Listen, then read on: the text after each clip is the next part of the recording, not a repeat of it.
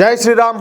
అందరికీ నమస్కారం. Welcome to news అఖండ. నేను మీ కస్తూరి శ్రీధర్. మిత్రులారా, ఉగ్రవాద దేశం, అదేవిధంగా మన శత్రు దేశం అనేటువంటి పాకిస్తాన్లో మళ్ళీ కొత్తగా అల్లర్లు ప్రారంభమైనాయి. ఈ న్యూస్ చూడండి ఒకసారి. మనం ఇంతకుముందు చెప్పుకున్నట్టు ఈ పాకిస్తాన్లో మొత్తంగా 4 ప్రావిన్సులు ఉంటాయి.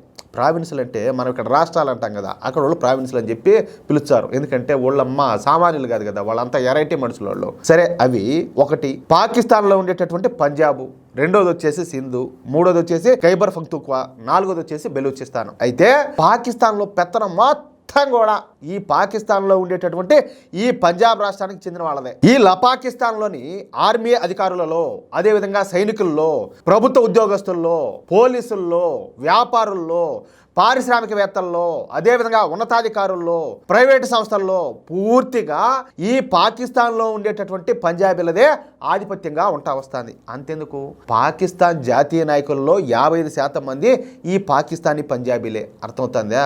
ఉదాహరణకు పాకిస్తాన్కు ఒక 100 రూపాయలు వస్తే అందులో 60 రూపాయలు ఒక పాకిస్తాన్ పంజాబ్కి ఖర్చు పెడతారు. అందుకే పాకిస్తాన్లో గుడ్డి కంటే మెల్లమెల్లనట్టు కాస్తో కూస్తో ఈ పంజాబ్ రాష్ట్రం అభివృద్ధి చెంది ఉంటుంది అన్నమాట. అంతెందుకు, తీవ్రవాదుల స్వర్గధామమైనటువంటి లాహోర్ ఉండేది కూడా ఈ పంజాబ్లోనే. పాకిస్తాన్ రాజధాని ఇస్లామాబాద్ ఉండేది కూడా ఈ పాకిస్తాన్లో ఉన్నటువంటి పంజాబ్ రాష్ట్రంలోనే. పాకిస్తాన్ ఆర్మీ రాజధాని అయినటువంటి రావల్పిండి ఉండేది కూడా ఈ పాకిస్తాన్లో ఉండేటటువంటి పంజాబ్లోనే. అర్థమవుతుందా? అందుకే బెలూచిస్తాన్ ప్రజలు తమకు ప్రత్యేక దేశం కావాలని చెప్పి, అలాగే ఖైబర్ పఖ్తూన్ఖ్వా ప్రజలు తమను ఆఫ్ఘనిస్తాన్లో కలపాలని, ఇకపోతే తమ సింధు రాష్ట్రాన్ని స్వతంత్ర దేశంగా చేయాలని చెప్పేసి ఈ 3 రాష్ట్రాల ప్రజలు పోరాటం చేస్తారు. మరి వాళ్ళు వివక్షకు గురయ్యేటప్పుడు వాళ్ళు ఎందుకు అడగరు? ఎందుకు పోరాటాలు చేయరంటాలే. అయితే పెహల్గాం దాడి జరిగిన తర్వాత మన భారత ప్రభుత్వం ఆపరేషన్ సింధూర్ను ప్రారంభించిన సంగతి మీకు అందరికీ తెలిసిందే. మీరు గమనించినారో లేదో, ఈ ఆపరేషన్ సింధూర్లో భారత ఎక్కువ భాగం అంటే 90% దాడులను ఈ పాకిస్తాన్లో ఉండేటటువంటి పంజాబ్లోనే నిర్వహించింది. పంజాబ్లోని అన్ని నగరాలను షేక్ చేసిందంటే దడదడలాడి చేసింది. సరే, అదంతా కూడా అయిపోయింది. ఈ ఆపరేషన్ సింధూర్ కన్నా ముందుగా మన భారత ప్రభుత్వం అత్యంత కీలకమైన నిర్ణయం తీసుకునింది. అదే సింధు జలాల ఒప్పందాన్ని రద్దు చేయడం. తద్వారా ఈ పాకిస్తాన్కు మన సింధు జలాలను అందివ్వకుండా అడ్డుకోవటం. ఇకపోతే ఈ సింధు జలాలపై నిర్ణయం తీసుకుని దాదాపుగా 25 రోజులు కావచ్చింది. ఇక ఈ సింధు జలాలను మన భారత ప్రభుత్వం సాధ్యమైనంత వరకు ఎక్కడికక్కడ ఆపేస్తుంది. రిజర్వాయర్లలో నీటి సామర్థ్యం పెంచేలా చర్యలు కూడా తీసుకుంటుంది. దీంతో అప్పుడే ఈ పాకిస్తాన్లో నీటి కొరత అయితే ఏర్పడింది. పైగా ఇది వేసవికాలం అయిపోయా, ఎండల కాలం. పాకిస్తాన్ పంట పొలాలకు నీటి లభ్యత లేకుండా పోయింది. దీంతో ఈ పాకిస్తాన్ నాయకులు ఈ మిగిలినటువంటి సింధు జలాల నీటిని సింధు రాష్ట్రానికి తరలించకుండా పంజాబ్కు తరలిస్తారంట. ఏమండేది మనుషులు కాదు వాళ్ళ, ఈడుండే వాళ్ళే మనుషులా? వీళ్ళే సపరేట్గా ఇంకో దారి నుంచి వచ్చారు ఇళ్ళ? ఏంది ఇదంతా కూడా? పంజాబ్లో ఉండేటటువంటి రిజర్వాయర్లలోకి ఈ మిగిలినటువంటి ఈ సింధు నది నీటిని తరలించి అక్కడ స్టోర్ చేస్తారంట. అంతేకాకుండా ఈ సింధులో పడినటువంటి పంటలను సింధు రాష్ట్రం నుంచి పంజాబ్కు తరలించి అక్కడ పంజాబ్లోని ఈ గోడౌన్లో స్టోర్ చేస్తారంట. సింధు రైతులు పండించినటువంటి గోధుమలు, జొన్నలు, మొక్కజొన్న వంటి ఈ పంట ఉత్పత్తులను సింధు రాష్ట్రానికి ఇవ్వకుండా తీసుకెళ్లి పంజాబ్ రాష్ట్రంలో దాచిపెట్టుకుంటున్నారంట. ఎంత దారుణం స్వామి ఇది. ఇక దీంతో ఈ సింధు రాష్ట్ర ప్రజల్లో ఆవేశం ఉప్పొంగింది.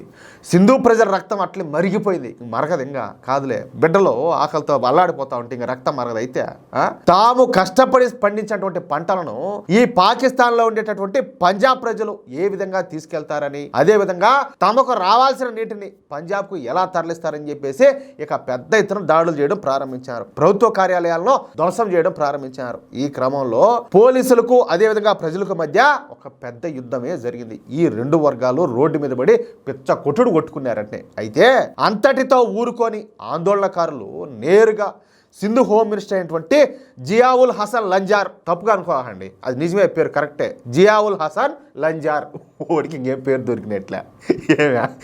ఓడి ప్యాలెస్ మొత్తాన్ని కూడా తగలబెట్టేసినారు. ఒక్క హోమ్ మినిస్టర్ ప్యాలెస్ మాత్రమే కాకుండా ఆ రోడ్డులో ఉండేటటువంటి అన్ని ఇళ్లను కూడా అగ్నికి ఆహుతి చేశారు.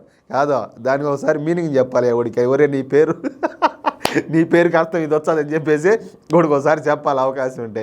ఏం పేరు పెట్టుకున్నారు స్వామి? ఇక ఈ క్రమంలో హోమ్ మినిస్టర్ అయినటువంటి ఈ జియావుల్ హసన్ లంజార్ను చంపడానికి ఆ ఆందోళనకారులు ప్రయత్నించగా వాడి బాడీగార్డులు కాల్పులు జరిపి వాడిని రక్షించినారు. ఈ కాల్పుల్లో 2 ఆందోళనకారులు మరణించినట్టు మనకు తెలుస్తుంది. ఇదంతా ఇప్పటి వరకు జరిగినటువంటి సంఘటనలు అన్నమాట. ఇక ఈ రోజు ఏం జరుగుతుంది, రేపు ఏం జరుగుతుంది అనేది చూడాలా. మొత్తానికైతే ఒకటి మాత్రం పక్కాయా, ఈ పాకిస్తాన్ చేసినటువంటి పాపం పండి ఆ దేశం ముక్కలయ్యే రోజు దగ్గరలోనే ఉండాలి. ఇది మాత్రం కన్ఫామ్ గా చెప్పుకోవచ్చు. అది ఈ రోజు రావచ్చు, రేపు రావచ్చు, సంవత్సరానికి రావచ్చు, పాకిస్తాన్ మాత్రం ముక్కలైపోతుంది. దీంట్లో మాత్రం మరో మాటకు తావులేదు. ఏమంటారా మిత్రులారా? నా మాటలతో మీరు ఏకీభవిస్తే, ఈ న్యూస్ కనుక మీకు నచ్చినట్లయితే ఖచ్చితంగా ఈ న్యూస్ నలుగురికి షేర్ చేయండి. అదేవిధంగా ప్రతి ఒక్కరు కూడా మీ యొక్క అమూల్యమైన అభిప్రాయాలను ఖచ్చితంగా కామెంట్ చేయండి. మరొక విషయం ఏంటంటే, ఇంతవరకు మీరు కనుక మన ఛానల్ సబ్స్క్రైబ్ చేసుకున్నట్లయితే ప్రతి ఒక్కరు కూడా మన ఛానల్ సబ్స్క్రైబ్ చేసుకోండి, సపోర్ట్ చేయండి ప్లీజ్. జై శ్రీరామ్, జై హింద్.